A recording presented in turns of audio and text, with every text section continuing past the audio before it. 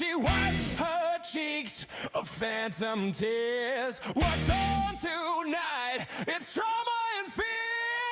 Gaze into the black mirror with eyes to see. Could it be clearer?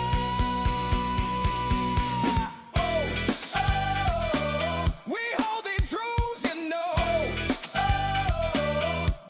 We've got the proof. You know the thing. Pour yourself some discernment, my friend. Distractions and traumas. One begins before the other ends. Say no, reject the lies. The truth is imperative. That's why we're reframing the narrative.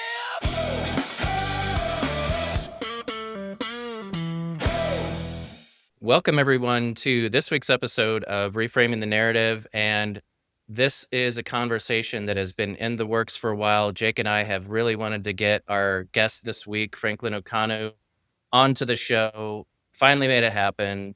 So excited that you're here with us today, Franklin. Unorthodoxy is such a great Substack. There's so much great content you've been putting out there that we're going to cover today. But before we get into the conversation, Franklin, welcome.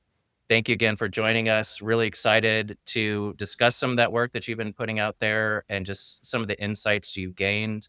Maybe just to start this conversation, for those who wouldn't be familiar with us or with your work, if you could just kind of give an introduction to what you're doing there on Substack, how you got involved in it, I think that would be a good starting point. Yeah, absolutely. And hey, listen, I appreciate the space. I appreciate the time to do this. So thank you all for that. So a brief introduction. Franklin Okanu, I do have a Substack. If you're not familiar with Substack, it's a great platform to be on. So I'll go with the presumption that everyone knows what Substack is. And so on my Substack, what I do is I write about everything and anything, right? I literally write about everything and anything. And what I try to write about is I think we are all thinking the exact same thing some way or another, and which is why I think my Substack is growing. And I try to present that information to a place where it's logical and makes sense. And I think that's why it resonates with everybody, because if you look at just what's out there, it's very political. It's very agenda driven, right? And I think the majority of us don't want that, right? We just want to have a conversation, right? And so I think that's what I try to do is I just try to bring a conversation to say, hey guys, this is how I'm just thinking about this, right? And I think, just based on the timing of the world and just everything, it's grown to where people are able to resonate to where now in my wildest dreams, I'm now having a conversation with 3 like-minded individuals, right? Like, oh my goodness, the world is changing. And so that's what we talk about in Unorthodoxy. There's not one platform or there's not one topic. We talk about literally everything from economics to technology to generation to everything, right? Because it's all about this journey of life that we're all on. And I don't think we talk about that enough. Like, hey, how are you doing in life, right? So I just try to talk about that and just how I'm going through life and just knowing what the reality of the world is. And so I think I'm at a point now to where I can change what's going on. I think a lot of us can as well. Like we have a good 20, 30 years of life. So how do we want to live that life? And so that's what really this Substack is on. It started off as really just my thoughts, and now it's turned into something to where we are now becoming a community to where now, we're having conversations to where we can actually meet in person and do things. It's so much more. And I think the world is just going in that direction. So I'm pleased to be here. I'm happy to be here. Thank you all for reaching out. And so, listen, I'm looking forward to the conversation, just providing more insight and just everything, right? I don't know where to go. I just, wherever we're going with this, I'm so happy for it. Absolutely. And I'll just jump in there. I think it would be interesting to hear your story. And I've been following you for at least the past year, but I'm not sure that I know your backstory of, Yep. especially given your recent writing about the system is designed exactly for the way it is to. I'm paraphrasing here. I don't Yep. know that you use the word enslavement, but to keep people in the quote unquote matrix. Yep. What was your moment or moments that led you to seeing the system for what it is, to see the the prison cell around you, and to realize that the reality that we were brought into wasn't exactly what we were being sold? Like, what was your, some might call it awakening moment? What Yep. brought you to where you are today? Absolutely, absolutely. And I don't think I've done a good job on my platform of doing that. So this is a great example. I think when other people ask me, I actually tell the story, but I don't think I've done a good job on my platform. So this is a very good information, right? So I think you all know I do have a background in the healthcare field as a pharmacist, right? And one of the things I realized was I went through the system of just the schooling, the university. I graduated, and I think a lot of us graduate because we want to do the right thing. We want to help people. We really want to make the world a better place. I remember just having ideas of, I'm gonna work hard. I'm just gonna cure cancer because it's just this horrible disease, right? And I want to cure it, and I want to do all these things, right? And then all of a sudden, like when you escape the schooling system, because the schooling system is part of this whole, let's keep this kid naive and about the world and this, and you can do whatever. And so when you escape that and you go into the real world, you're like, whoa, what the fudge? Like, this is not how I thought I was gonna do. Like, dude, there's so much stuff I want to write about my time, like in the community, right? Like I haven't even touched on ADHD yet, but that was one of the biggest things where I remember, like, yo, and it gets emotional whenever I talk about this. But there's kids, like there's 3-year-old kids, and I have to give them like amphetamines and methamphetamines because they're ADHD. Like, what is this, right? And I think it bothered me for quite some time. And then the story that made me crack was there was a lady who just lost her dad, right? And she just lost her dad, and she was like, "Hey, listen, I just lost my dad, and I'm grieving, right? And I'm supposed to grieve, but I saw my doctor, and he says I'm depressed, and he gave me this prescription, like, yo, should I fill this?"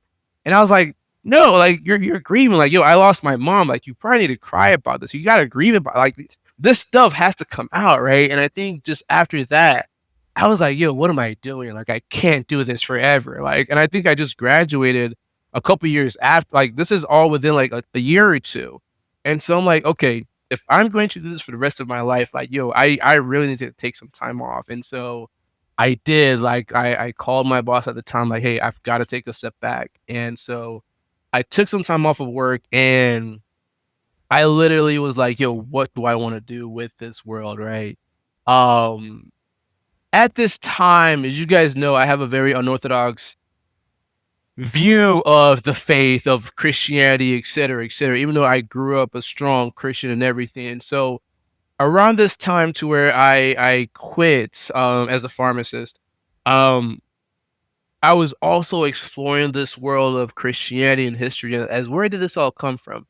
And so at this time, I'm becoming more aware. I'm questioning things. Right, I remember like it was big for me because up until this time, like I always prayed before going to bed, like, "Hey, I want to wake up tomorrow," right? And so I remember like I'm not gonna pray tonight. Like I hope I wake up tomorrow, right? Like these small psychological traps that I found, like, yo, why is this? And so I learned about the world, and to like kind of keep this brief because it could take literally forever, right? But when I began to understand, and I think one of the biggest things that helped me out a lot was I came across James Corbett around this time. And I think a lot of people know James Corbett, right? Like he does great work in just showing the systems that have built the world. And from James Corbett, I don't know if a lot of people know this other guy, Richard Grove, right? He's another guy that's been with Corbett, and I watched a lot of the videos. I'm not working at this time, right? So I'm literally at home just watching these guys, and I'm just listening to them. Just wait, what? What's going on? Hold on. Wait, what? Like I remember watching the late great James Taylor Gatto. Wait, what about education? Whoa. Hold up. That can't, like, it was such a, and I think for me, again, I'm not working. I think that's the biggest thing here. Like, I literally escaped the matrix for like a year and a half. And also, I started smoking, and I say that because I want people to understand, like, when you start to elevate your thoughts, and it was marijuana, not to, it was marijuana, right? So I'm seeing things from a different perspective, and it's all logical, and it's all factual, it's all truth, and it's like, wait, what's going on here, right? And you start to really see things from a different perspective. And just this whole cracking almost of this persona that you gave yourself all throughout life, and then also from the cracking of, like, the spiritual bondage I had, right? Like, you have to look at the faith this way, right? Like, everything just started to crack a little bit, right? You know what's crazy? I'm talking about this right now, cracking, right? I had a girlfriend at the time who, well, essentially, we broke up, and that cracked me as well, right? So all of this was happening at the time to where I think my just this persona of who I built myself up to be because I was going to be a far I was going to do all these things, and then I realized, yo, it's not aligning with my soul to where, like, it was a very, very depressive state, but not depressive in the way of, like, woe is me. It was like, I don't know what I wanna do, but I really need to figure this out, and I think it was during that time to where I realized, again, not doctor, but John Taylor Gatto, he said, "Hey, listen, this is a labyrinth that was built over decades. Like, you're not going to break this tomorrow. It's not going to happen overnight, but you have to figure out, like, what you're going to do today, tomorrow, etc. to change." Right? Around this time I started studying, like, the occult, the esoteric, and it was just a different perspective. Another phrase that comes to mind is that you have to have an ice heart to understand what's going on with the world, right? Like, you have to have a heart to understand and be empathetic, but you also have to be cold to realize that it is what it is. You can't change it. You were born here, but still be the best that you can be. And so I think that just dual nature of understanding things has allowed me to, go back and because I still have a job, right? I still work for a corp. I'm not like, like out there, but no, I'm still very much here. Like, I still have to, and I talk about it. Hey guys, I just had to essentially tell my organization, like, hey, I'm not taking the vaccine. Like, I had to go through this whole challenge and risk whatever happens if that happened. But the idea that I've started to realize is that this system is not foolproof. Like, there's cracks in the system, like, but there's so much propaganda, like, there's so much of a belief that holds this system together. But when you take time off, again, I took a year off. I literally changed everything. Like, I was not the, and so many people have said, wow, yo, you've changed. You're not the same person I knew. Because, guys, my persona has literally transformed to where it's three of us on this podcast right now, right? Like, it's very few of us who see the world like this. But when you have hundreds and thousands, and don't let it get in millions. Like, when millions see like this and live their life like this, it spreads like wildfire to where the system breaks. Which is why I'm so excited about. Wow, we're actually talking about something like this right now. And so I'll pause there because I hope I gave enough of a story to kind of see, like, where I came from, like, where I cracked, and I can give even more specifics as needed, but I'll pause there, get some feedback, and just to see what you guys think about that. Any questions or comments there? Yeah, there's so much that you just said, and I really want to touch on the point that you made of really choosing your battles within the system, because I think there's this purist idea that if you're fully awake, you've fully withdrawn from the system, you're not working any sort of, quote unquote real job, and you're somehow living off the land in some survival mode. And it's just not reality. Yep. And I look at some of the big influencers who are able to do this full time. And I'm not going to say it's true for everyone, but I see even those people are making some sort of compromise to have the life they want, whether it's pushing supplements or pushing certain agendas or, who knows what. But I'm convinced that none of those people are 100% pure and grassroots driven and doing this completely on their own. And that is to say that we all can choose what we want to make our mark in and how we want to change the world. But we also have to deal with the reality that we still have to put a roof over our head. We Yep. still have to do something within the world, right? So it's like that. I'm paraphrasing scripture here, but it's you can be in the world but not of the world, Yep. but you still have Yep. to be within the confines of Yep. the world. And there's a lot I want to say about your awakening experience, but I've hogged the mic quite enough. Jake's been sitting there patiently. I'm As gonna let always, him get a word in edgewise. I appreciate it. And Franklin, welcome once again. It's great to have you here. I think there's one strain that runs throughout all of your work, and it's something that really resonates with my partner in crime here and myself, and that's something we talk about a lot, and we even use.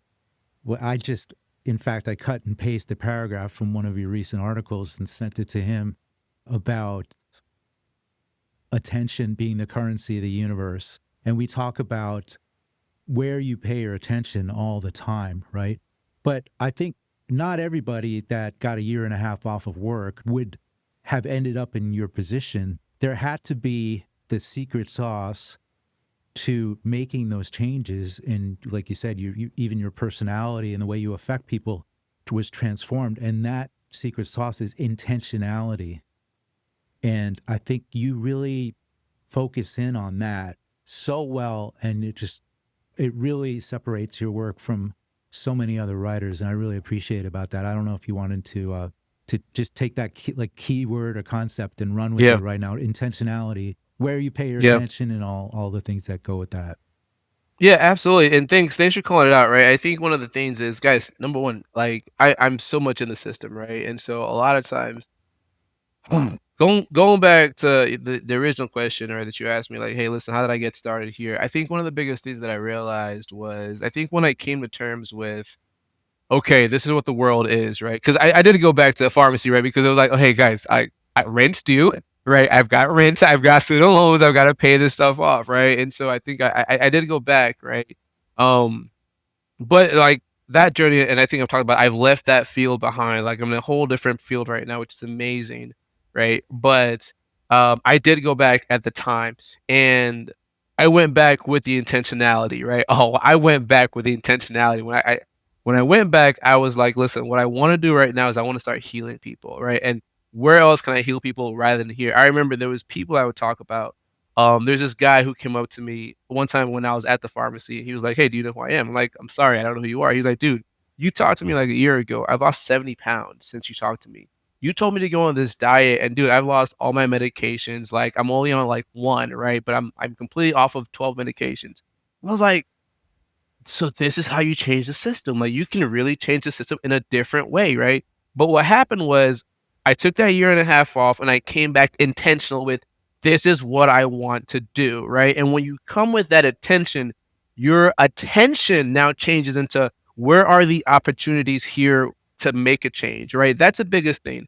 I don't know if you guys heard this phrase. It's called the reticular activation factor, right? Like, it's some term to where, like, if you want a car, like if you want a Ferrari, all you'll see on the road are Ferraris, right? Because now you're attuned to that, right? And that's what this gift of attention is, right? Like, so you can still be in the exact same place, but when you direct your attention with the intention, dude, you start to see so many opportunities, right? And that's why I say that this system only works because no one's paying attention. Like, literally, no one is paying attention. We're so distracted. Like, one of the greatest quotes, I want to say this, that I've heard. This guy I followed back in the day, his name is Savan.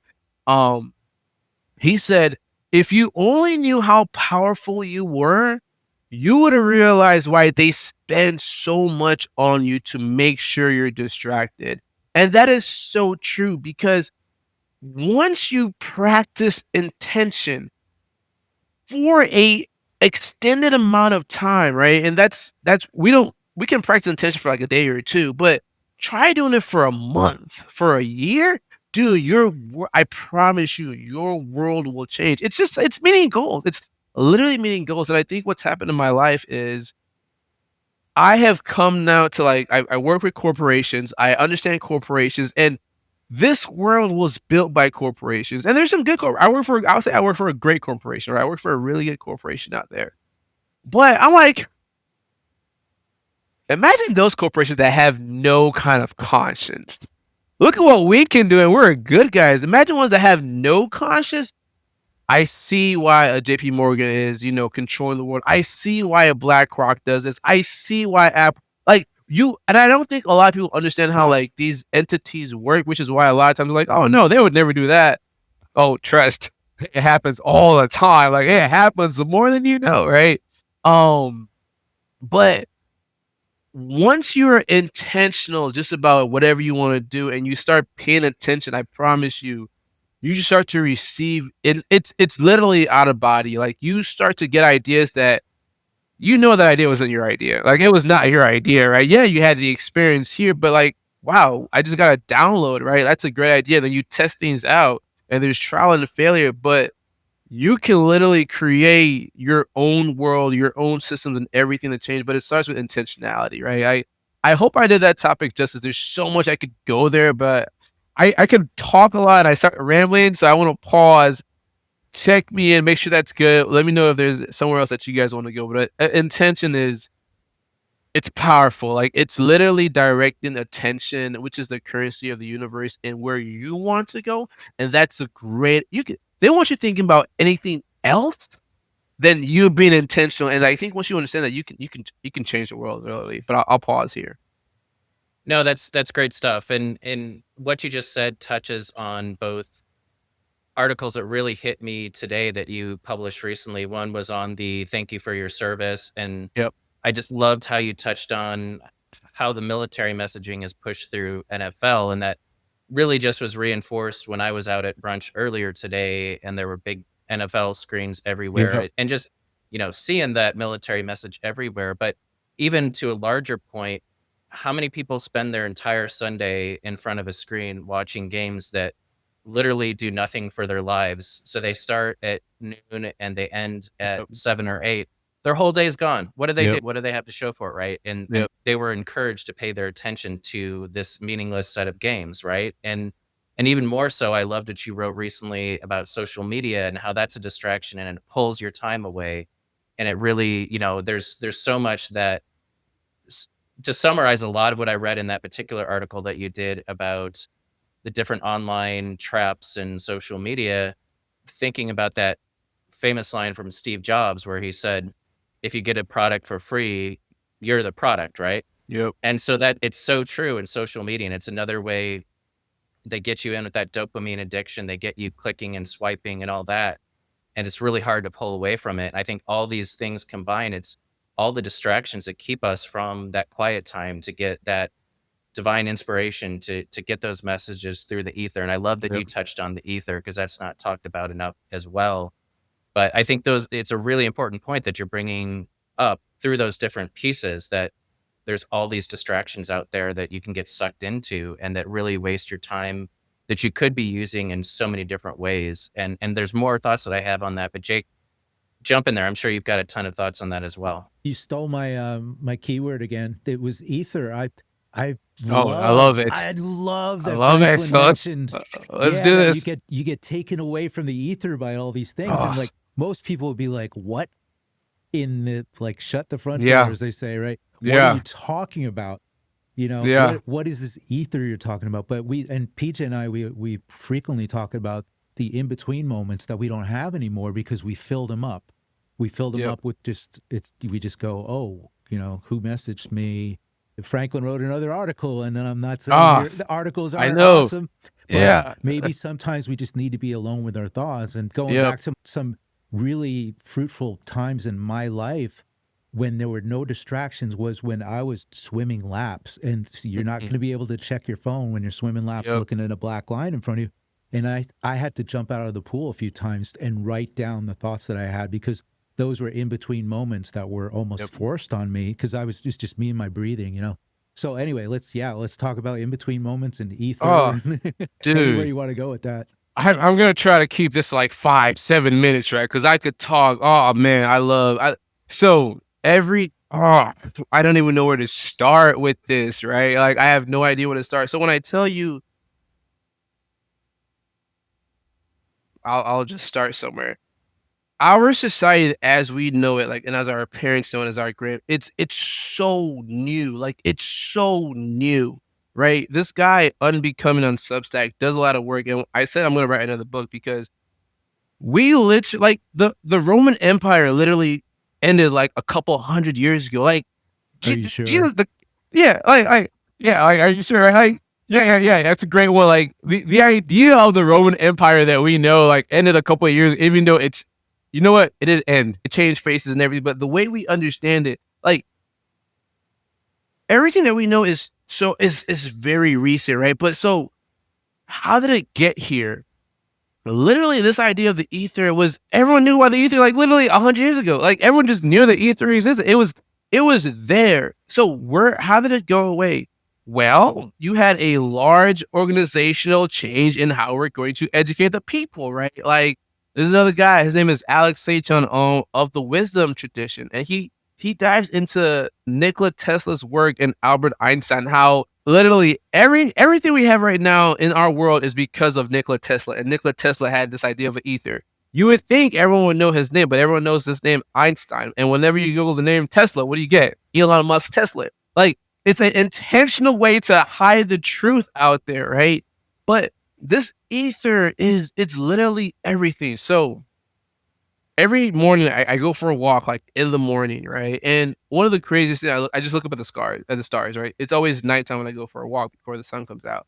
And the idea, it's always a reminder, because, hey, these stars are not like gas balls. No, like, these are literally like luminaries within the ether. Like, instead of realizing like these are luminaries within the ether, Franklin, even though I know everything, I still see them as stars. And then I have to, okay, no, it's not stars. It's like, that's the amount of propaganda that has gone in to tell us that this idea of an ether does not exist, right? So you have to kind of educate yourself that it does exist, and then every once in a while it'll shock you, and it's like, hey, I do exist. Which is why I go back to intentionality. Like, if you are intentional for an extended amount of time, you will realize that your life is literally transforming as the ether around you, as you put out to the ether, right? It makes sense. There's an article I'm working on right now, and I apologize, I'm all over the place. I'm just very, very excited about this.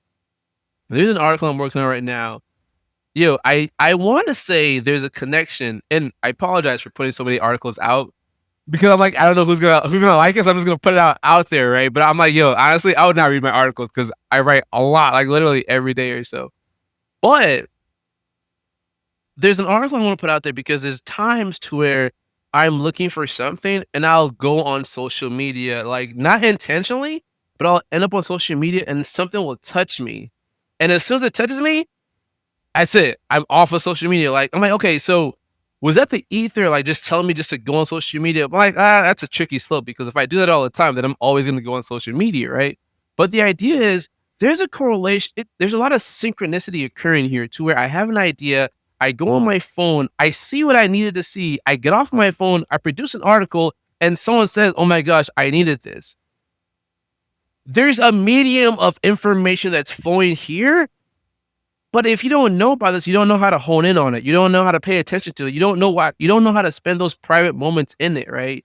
And so it's literally around us everywhere. I talked about the stars because the idea is that these stars are not necessarily gaseous balls. I touched on this recently. Like, these stars are, it's almost a mystical dance between sound and wave and reflections and everything.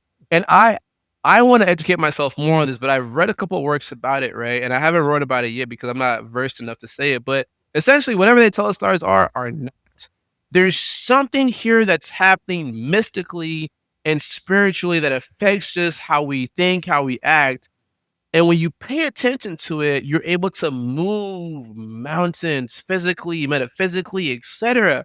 But if you miss it, you miss it, right? But it's around us all the time. And I need to remind myself about it, but I'll pause there, because exactly, right? Like, the article I wrote, listen, I got off my phones and I got insights. Like, the most insights I have, like, the other day I had you guys know I have a newborn son, right? And so I have to put him to sleep. So what happens is, as I'm putting him to sleep, I'm literally stuck there. Like, you were swimming, ideas, bam, bam, bam, bam. I can't move right now. I got the kid right now. So it's like, all right, let me remember at least 3 of these ideas, and then I can go in and write. But these ideas have solved solutions at work personally. They've solved just, okay, here's something that people might resonate with. And so it's this fluid thought. And one thing I want to talk about the ether, and the other piece I want to call out as well, is for you to understand the ether, there's so many metaphysical effects, like I'm talking about now with like manifestation. There's also other effects as well, as in electricity and technology, which is how like Tesla and others like built the world, right? So it's a very real concept. And the other piece as well with the ether is the reality inertia. I don't know if you guys have read my piece on that, but the reality inertia is you have to understand what reality is, because it's not going to move a mountain to your backyard tomorrow. That's just not how the ether operates. There are things, there are ripples and waves that have to be sent out for it to move. So it's a very scientific and physical thing that we're dealing with here, but it's just understanding what it is. I'll pause. Let me get your thoughts on that piece, and I'll see where I need to go from there.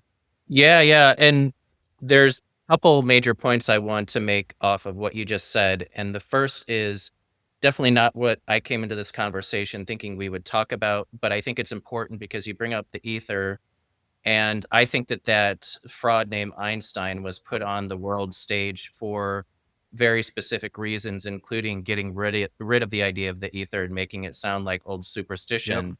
And I will just once again borrow Benjamin Owen's joke about equals MC squared really stands for Einstein married his cousin twice. I have no problem making fun of Einstein because he deserves it. He was not the genius people thought he Yep. was.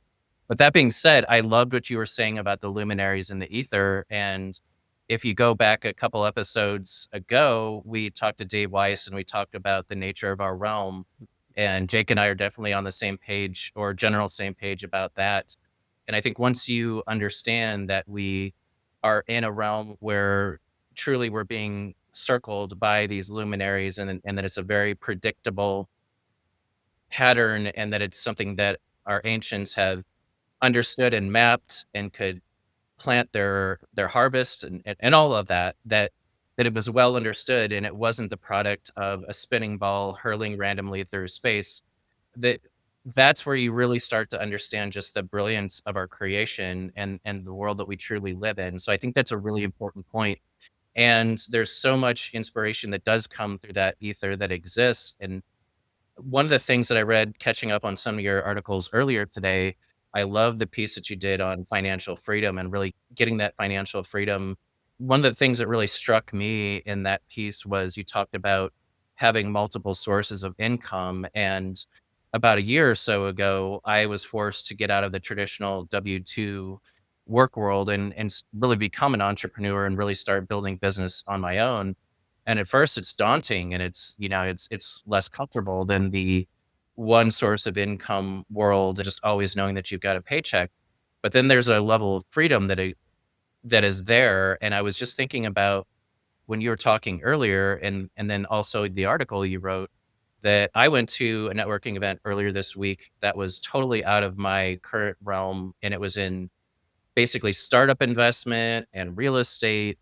And I was really just kind of digging a lot of what I was hearing people talking about. And I heard a guy give a presentation. I was like, wow, this guy's got something going on. And this voice inside me said, go talk to him, go introduce yourself. And I was like, I had no good reason to talk to this guy because I know nothing about any of those things. I had just been invited to this networking event, and I was like, "Okay, well, let me go hear what these people have to say." And I thought about it earlier today. It's like, well, that could be one new source of revenue, one more source of income, one more level of diversity, whatever that ends up being. And that's more or less what I said to him. I said, I have no idea what it would look like for us to work together, but we should, or at least have a discussion about that. And I think that's just one example of messages coming to you, that the inspiration, that if you're just listening to that voice and you're able to understand when it's not just your imagination, that you're getting some sort of download, and acting on that is the other important point. But I think all of these things combined, it goes back to your larger point of the power that all of us have when we're really in tune with the world around us, when we're plugged in and getting those messages of inspiration, and then we're acting on them. Yep. And real quick, I was just jotting down some things here. So I started talking about 200 years ago, like how our world is 200 years ago, and how everyone knew the ether. But I don't think I really drilled it home until you said it right now. Like,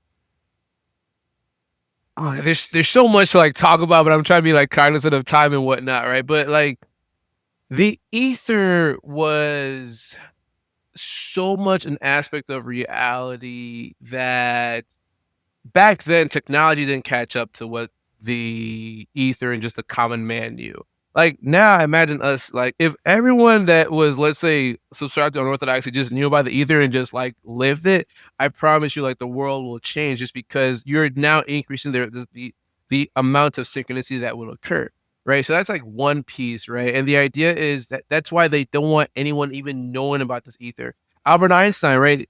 There was an article I wrote. I think it was called the magician Albert Einstein or something like that, right? Because he literally made the entire world. He made the entire world think that we're spinning with his whole E equals MC squared. Like that is man. Like you gotta give it to like yo. He literally tricked the entire world into we're spinning. There's no ether. The reason why you see this way is because you're the one. Like really, I'm relative to the wow. Like what?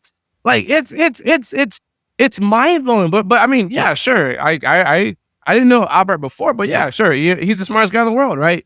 No, that's a lie. That's a deception because they don't want you looking over here. Because the opposite is, hey, listen, you could probably change your world. Like you'll live here. Don't listen. If the stars are luminaries, what are we living on? Right? Like that's crazy. Like, yo, what is this thing called Earth? Like, wait, so there's no space? It's just one big ocean and firmament, and you can whoa, this is a pretty mystical reality. I know. I know, right? Yeah. I know, right? There's a lot of stuff. And I think like that is why our world is so physical. And you said something else about going to a networking event, right? There's a book I have here. I'm looking at it right now. It's called The Unfair Advantage, right? And a part of me was for some reason I was just very interested in business, right? Like if I didn't go to school to be a pharmacist, I would have been a businessman, right? And so I just love. I think it's just a very natural human thing to do, just business. Like how can I give you value? How do you give me value? How do we all win, right?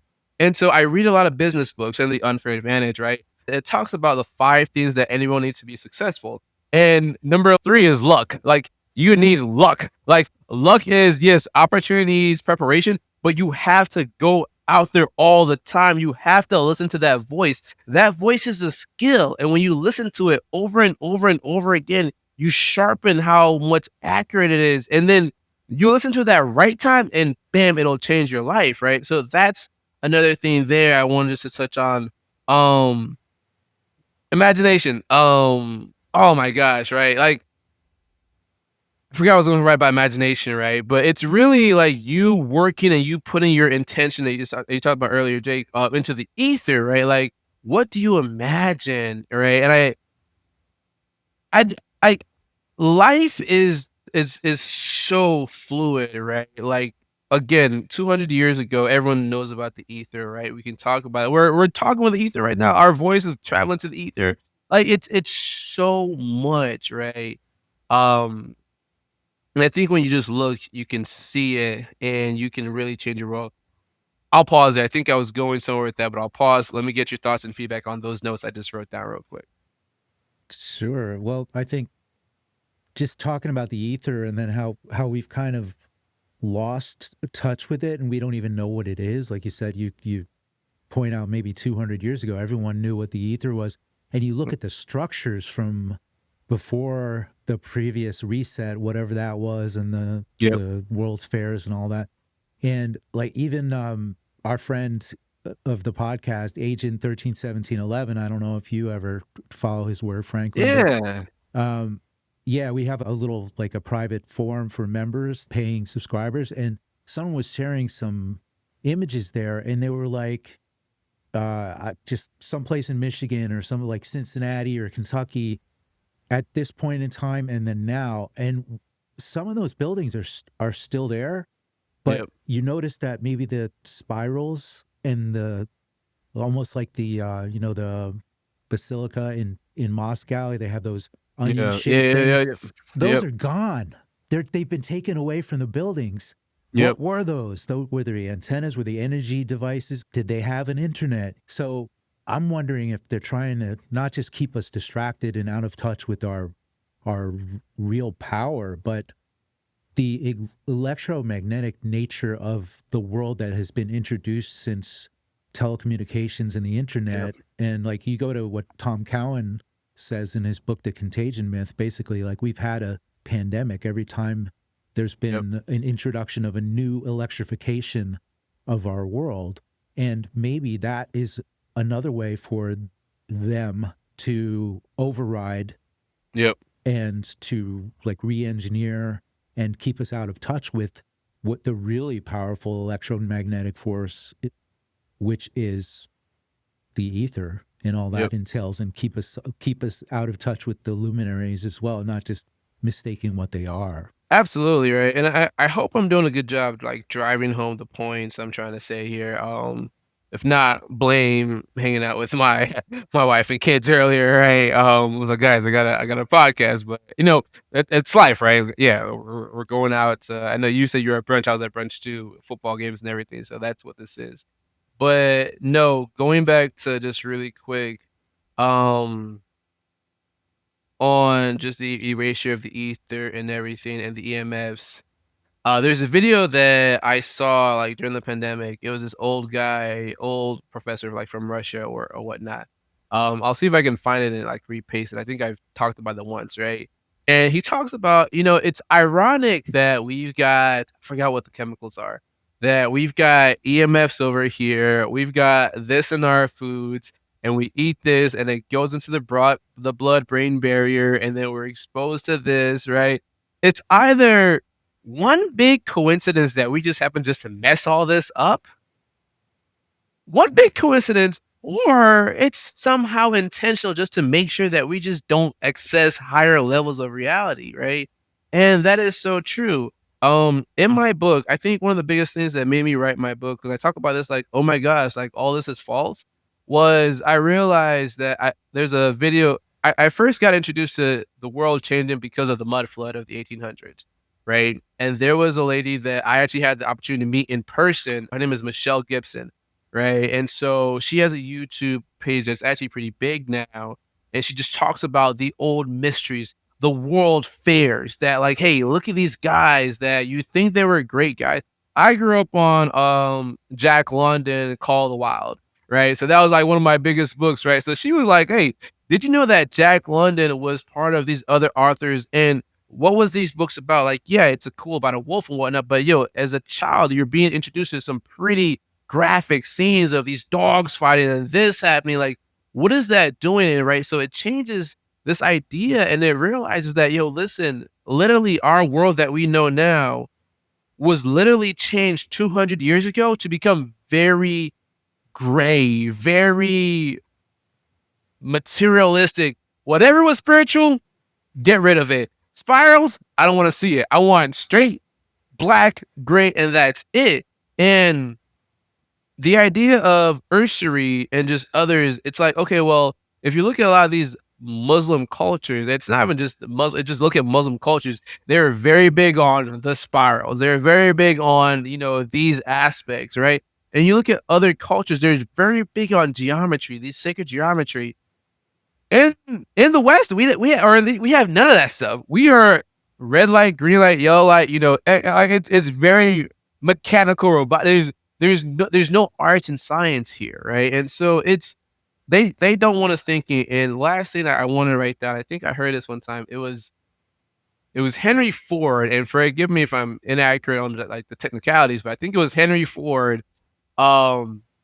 And it was Rockefeller. And at the time, the U.S. was growing in trains, and they were going in the use of electricity, right? And so, hey, guess what? With electricity and trains, we can, just transport people all over the world. Well, guess who is not going to benefit from that? Ford and his cars, and Rockefeller and his oil. So they came up with this great idea to, don't use trains, use highway systems, right? They're more efficient, right? And so now we have highways. I just drove on a highway today. Like, you have highways everywhere, when instead you could have had trains and you could have had electricity, which would have been Tesla, Aether, et cetera, et cetera. But no, we can't do that. We're just going to use this piss poor system known as gasoline in cars and whatnot and highways, right? Like, that is literally if people just knew that, oh wait, highways suck. Oh wow. It gets them open to other ideas, well, what else can we use? We can use electricity, but that doesn't work. There's an ether out there. oh, mind blowing, right? And so that's the system is just, it's so fragile. But yeah, just want to add those thoughts there. Yeah, and I'll just comment too. It's ironic that back in the day that you're describing, they basically diverted from easy transportation through railroads. And it's funny too, this is kind of its own rabbit hole that you can go into very far off places in northern Canada, for example, and find old train tracks that go to nowhere that sort of imply that there was a more intricate train Oh, system and network in the past. But now I think about how the digital enslavement system is so efficient that now they're trying to get rid of people having cars and being able to have that mobility and to get them into 15-minute cities and to be confined to a specific area. So it's just a bit of irony that you go from the automotive industry and push now being a source of freedom that they're trying to remove from yeah. people, and that, being a carbon emitter is a bad thing, and, driving around is quote unquote irresponsible. It's just really funny. And you also hit on a point that we talked about last week when we were covering the different systems of population control, and how you mentioned all the things around us that are there to shorten our lifespans and keep us alive just long enough to do work for the corporations, but not long enough to actually meaningfully contribute to society. And I think that's another really important point.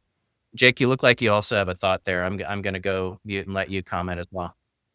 No, I want to take things in a little bit of a different direction and go back to something that Franklin talks about or references quite frequently. And that's, you'll actually use a specific number of days and you'll be like 1,224 days Yeah. ago. Yeah.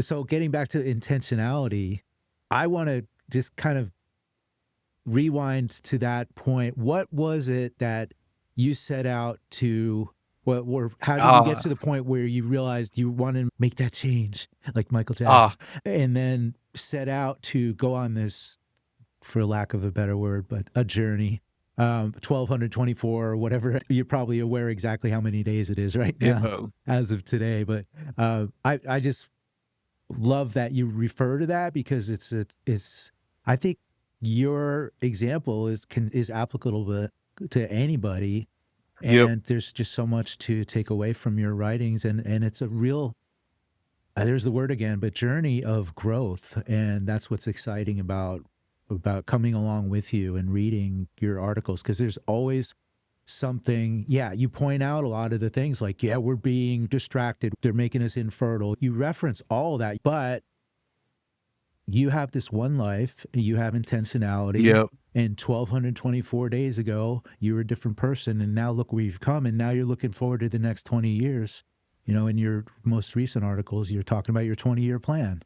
Yep. So, yeah, maybe you can talk about that Absolutely. 1,224 Yeah. days ago. Oh, absolutely, absolutely. Thank you. Yeah, this is a great question. This is a great question, right? And I hope you guys can like just glean a lot from my thinking here. So what happens is, crazy story. Like, this is how much our world is like fluid, right? And so I told you guys I went back into the pharmacy just because I had to, start working and paying bills and whatnot, right? But I'm like, okay, if I'm gonna be here, I want to change my world. So at this time, I told you I had a girlfriend at the time. We broke up. That was done with. And then at the time, I said, hey, listen, I want the next person I meet to be someone I marry, right? Long story short, I meet another girl who now is my wife, right? And so we're hanging out, right? And she's watching this show called Mad Men. Like, at this time, I'm learning about the world, but I'm like, okay, what is a show called Mad Men? But I'm like, I like this opportunity to where you can actually, work for and think about something. Like, I like the idea of strategizing for a living, right? So I start saying, hey, listen, I want to work in an organization where I can strategize for a living. There's an article I wrote, like, 5 miracles that changed my life. What do I do now? I strategize for a living, right? Like, listen, I was very intentional on doing that. But I also told you guys I read a lot of business books as well.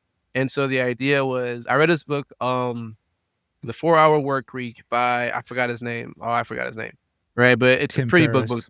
Tim Tim Ferriss. Ferriss, Exactly. yeah. Yeah. Tim Ferriss. Right. And so I'm like, okay, well, how do I live a 4 hour work week? Right. Well, you've got to, he says the deal, like, you've got to delegate this. I forgot what the other ones. Right. So, like, all right, well, I want to be able to live this life where I can do some of these things. Right. And so another book I read was The Personal MBA by Josh Kaufman. right? And his argument is, hey, you don't need to go to business school. Like, you just need to know these are the tenets of business school, right? So I read that book. And so the idea was, hey, I want to do something to where I can provide value, because that's all business is. It's just value, right? I want to provide value, but, I want to grow something to where I can, I can stick with it for a while. It's not too much, all this stuff. So this was what was going on, like, personally, and trying to figure out what I wanted to do now that I want to leave pharmacy, et cetera, right? So I'm having all this going on, and I'm learning about the world. And so I listened to James Corbett, and after reading Kaufman's book, Kaufman was like, listen, what I did back in my day was I would learn about business school and I would just write it online. I would just put it online and I'd just go from there. And so this online journal came like, this book that I put together. I'm like, oh, cool. Well, that's what James Corbett did, right? He learned about 9/11, so he just put it online. I'm like, well, sure, let's put it online, right? So back then, this was like 2019, medium.com. Medium was like where everyone read to read, because I want to talk, like I want to write, because writing makes me think about it and whatnot. So I started writing on Medium, right? And I started on 2019. The pandemic happens. I wrote an article like how, hey, listen, this COVID vaccine and, masking up sounds a lot like the mark of the beast, to where, listen, you got to get this or you can't shop. I put that on Medium. That got me kicked off of Medium, right? So I'm like, oh, I guess I can't do Medium anymore, right? And so I'm like, well, I guess there goes a little writing career. And then I don't know how I came on Substack. I think I was like, you know what? Let's not give up on this. Like, let's keep on looking for other ways. Just because one door is shut, let's look for something else. And I think I got shut down from Medium in like November 2021 or so. And I think something just told me just to look for something to write, right? So I found this platform known as Substack in like 2022 in February. I posted an article there. I'm like, whatever. I'm like, you know what? Let me actually do this, right? So I think February was my first article. I posted another one in like April or May or something, right? But what happened then was, this is 2022. Jerome Powell and the Federal Reserve said, you know what, guys? We have a 3-year plan to solve inflation. Like, this is a pandemic now. So, like, people are losing jobs. Like, everything's happening, all this stuff. And then the Fed comes out with, we have a 3-year plan to solve inflation, and we're going to do this. But he says it's going to bring pain to a lot of Americans, right? I'm like, well, that sucks. I want to have pain. Like, I see how you just mess up everything and you guys are wrong. All right, well, cool. And so around this time he has this, but then there's also, I'm online, right? I'm going back to just, I'm online looking for something to do. I come across this video and this guy is like, hey, listen, guys, you know what? You can change your life. It was a motivational video. You can change your life. You could do this. You could do this. And I forget, he was selling life insurance, right? But I didn't like, okay, whatever on life insurance, but hold on, wait a second. That is interesting. Like, what if I stuck with something for 3 years? What would happen? Like, literally, like, what would happen, right? So, like, literally, it's on my office right now. This was back in, like, July 22. I'm like, you know what? From July 22 to, like, June 2025, I'm just gonna write. I'm just gonna just write, just to see what happens. Like, I'm just gonna put it out there. I can do this, like, 30 minutes to an hour a day, right? And you know what? I'm gonna record myself. And so every day, I'm just gonna wake up and say, hey, listen, today's day 1, I'm showing up. Day 2, I'm showing up. Day 3, I'm showing up. So I was looking at my phone earlier, right? And so on my phone, literally, when was day 1? Day 1 was, when was this? September 25th, 2022 at 8:57 p.m. Day 1 of this challenge. I have no idea what I'm doing, but I'm just recording this just to say yada, yada, yada. I'm actually talking about very personal stuff. But yeah, I think I got drunk a little bit. That was fun. Yada, yada, yada. All right. It's literally like, yo, this is what I'm going to do, right? And so I started that. And then day 2, 1,192 days to go. Again, I don't know what I'm doing. I'm just going to focus on something, right? That's day 2. And then like day 3, I'm like, oh, hey, this is interesting. What if we unleash the power of the mind? Hey, this is the title I'm working on, where we unleash the power of the mind. I referenced this guy called David Allen in his book, right? But hey, listen. And so like, I literally just started doing that, right? And then this app that I'm on, if you miss a day, it's like, oh, darn, I missed a day. So I'm like, you know what? Every single day, I'm just going to come up and just, hey, I want to do this. Hey, I want to do this. Hey, I want to do this. And then after a while, you're like, wow, that's 100 days. Like, what's happened? And literally, that is what unorthodoxy has become. That is what now my life has become. I've had 2 kids in the 3 years because of this, right? Like, I've literally seen my life grow from, oh man, I have no idea how I'm gonna get out of this. Wow, I got out of that and plus more, right? And so that's where I was like, I've been playing around with this whole thing of intentionality for 3 years, and my life has changed, and I had no idea what I was doing. Like, I literally was learning on the go, but now that I have 3 years of background, what happens when we are intentional? What happens when we do know what we're doing? What happens when we know how to go through the curveballs? Oh my gosh, let's go, all right? So that's where, like, if I can do this in 3 years and I'm just playing around, what can I do in 20 years and I'm super intentional, knowing that there's a system here that's looking to get over me and mess me over and steal from me? Now I know who the bad guy is. Before I had no idea who the bad guy was. Now I do? Oh, game on. Like, now it's a fair playing field, and I like my chances of winning because that's what I did in 3 years. So that's how I got here, and that's literally how we're having this conversation. And we're just getting started, guys. Guys, we are just getting the lid has not broke yet. Like, it's cracking, but we are just getting started. So I'll pause. I love what you said there, and I think the biggest point is just showing up every day. Yep. That is so important, and action, just having action and intentional action can overcome so many challenges in life and get you past the bad streaks, get you past the setbacks. And of course, failure is only failure if you don't learn from it. But Yep. I just love everything that you said there about intentionality. And I also in the past 2 or 3 months have really started a habit of reading more self-development and business-oriented books.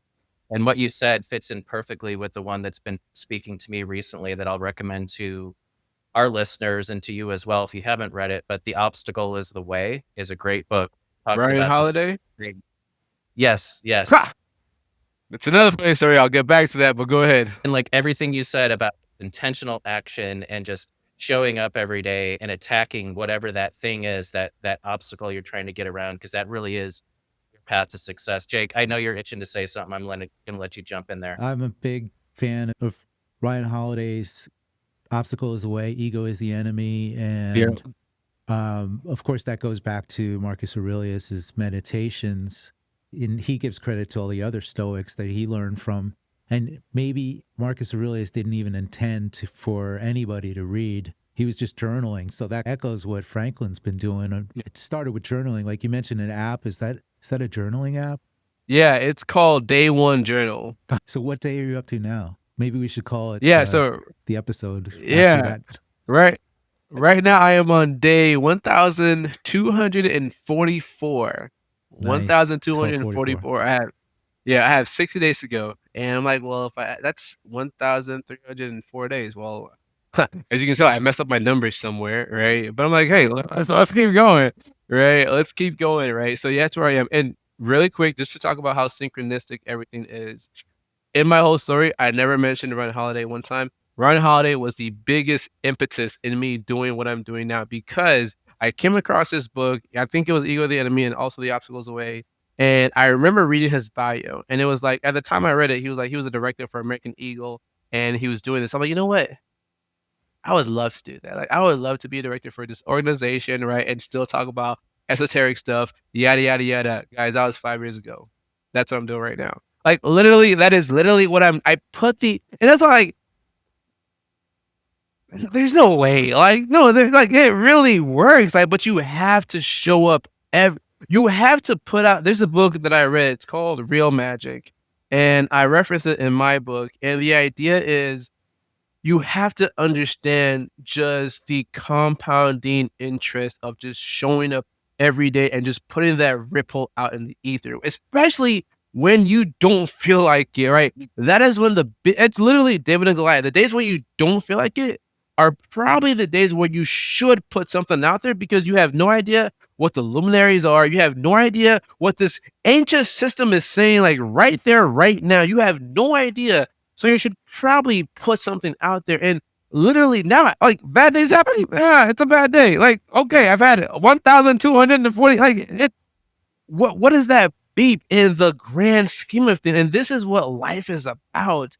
And the mainstream has done a good job to where we don't talk about life anymore. Like, no one talks about the greater, the deeper means. Like, what do you want to do with your life? No one has those conversations. But when you do, and you can hold yourself accountable to that, and then you have people who are holding you accountable as well, oh my gosh, you can literally change your world and create a life worth living. And I think that's what I like to do. And I think that's what generates with a lot of us, which is why like we're being called to this message and this work of I want to live a life worth living for myself and my family, and that will spread like wildfire to my friends, neighbors, community, etc. Amen. You know, I couldn't give a better wrapping up point for this week's episode than what you just said. I mean, that is so many things that Jake and I have been talking about in a nutshell.